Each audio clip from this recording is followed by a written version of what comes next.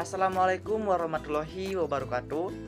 Perkenalkan, nama saya Renali Nopiandi, mahasiswa dari Politeknik Negeri Subang, Prodi Sistem Informasi dengan nomor pokok 101075050. Pada kali ini, saya akan menjelaskan mengenai materi isi buku dari Pendidikan Kewarganegaraan untuk Pendidikan Tinggi dengan pengarang Dr. Ujang Sarda, SSH, MH, MIP, MAP.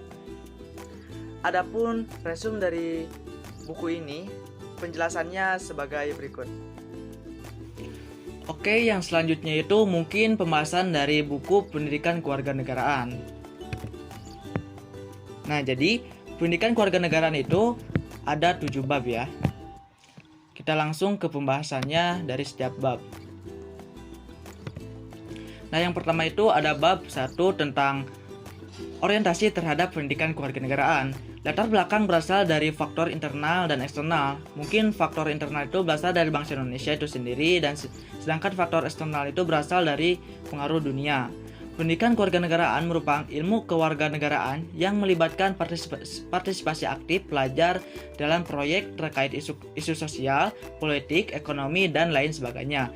Tujuan dari pendidikan kewarganegaraan adalah semua yang diajarkan dapat diwujudkan dalam sehari-hari, seperti iman dan takwa terhadap Tuhan Yang Maha Esa.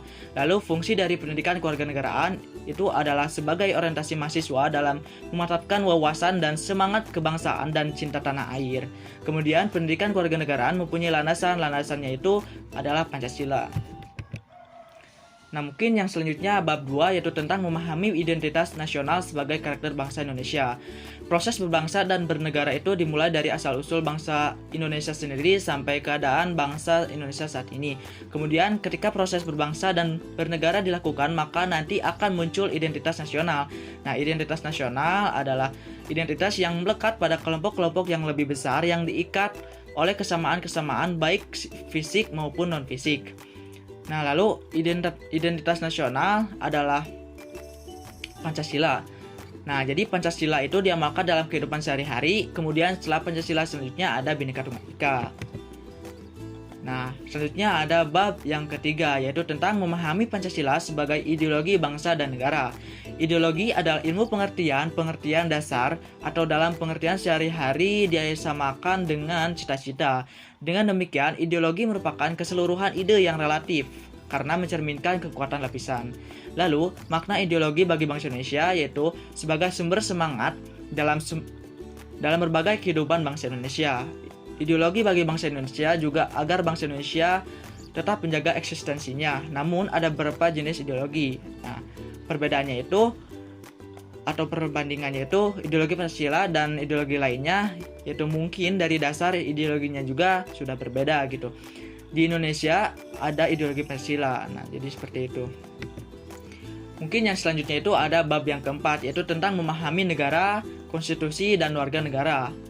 Nah, secara etimologi, negara berasal dari kata status atau statum, bahasa Latin atau klasik. Adalah suatu ilmiah abstrak yang menunjukkan keadaan tegak atau tetap, atau sesuatu yang memiliki sifat-sifat tegak. Kualifikasi negara sebagai berikut: penduduk yang tepat atau yang tetap, wilayah tertentu, pemerintah kemampuan mengadakan hubungan dengan negara-negara lain.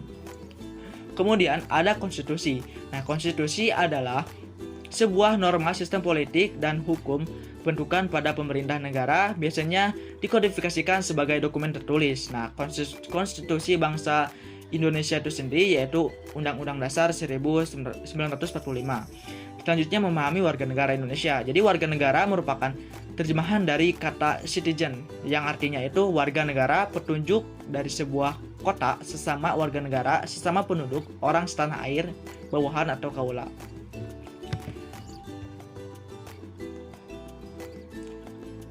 Nah, mungkin sebelum ke bab 5, nah di bab 4 juga ada asas. Nah, yaitu ada asas ius soli dan asas ius sanguinis. Ius soli itu maksudnya, jadi kewarganegaraan seseorang ditentukan oleh tempat kelahirannya.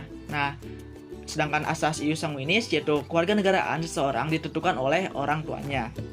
Nah, selanjutnya ada bab 5 yaitu tentang Memahami negara hukum, hak asasi manusia, dan demokrasi.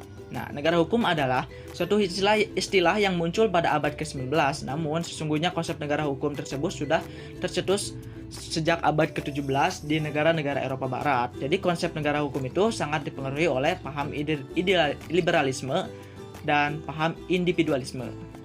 Jadi, nah yang selanjutnya itu ada hak asasi manusia, merupakan hak yang dimiliki manusia yang telah diperoleh dan dibawanya bersamaan dengan kelahirannya di dalam kehidupan manusia. Itu menurut Miriam Dialjo. Nah, mungkin macam-macamnya itu seperti hak pribadi, hak ekonomi, hak perlakuan sama dengan hukum, hak politik, hak sosial dan budaya, dan hak dalam perlakuan peradilan dan perlindungan.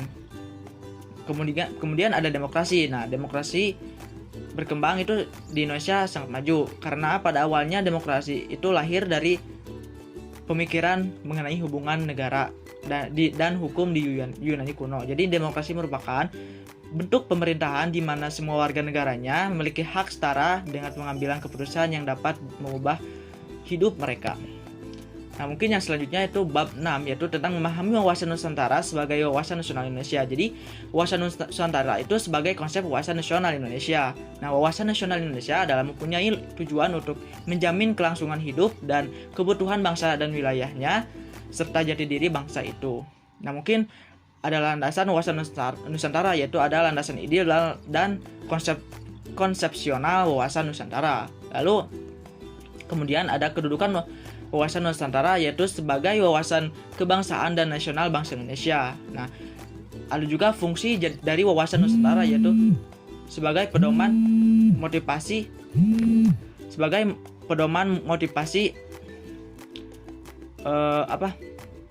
dorongan serta rambu-rambu dalam menentukan segala kebijaksanaan. Lalu tujuannya yaitu untuk mewujudkan nasionalisme yang tinggi di segala aspek kehidupan rakyat Indonesia. Nah, seperti itu. Nah, yang selanjutnya itu ada bab 7, yaitu tentang memahami ketahanan nasional dan integrasi nasional Indonesia.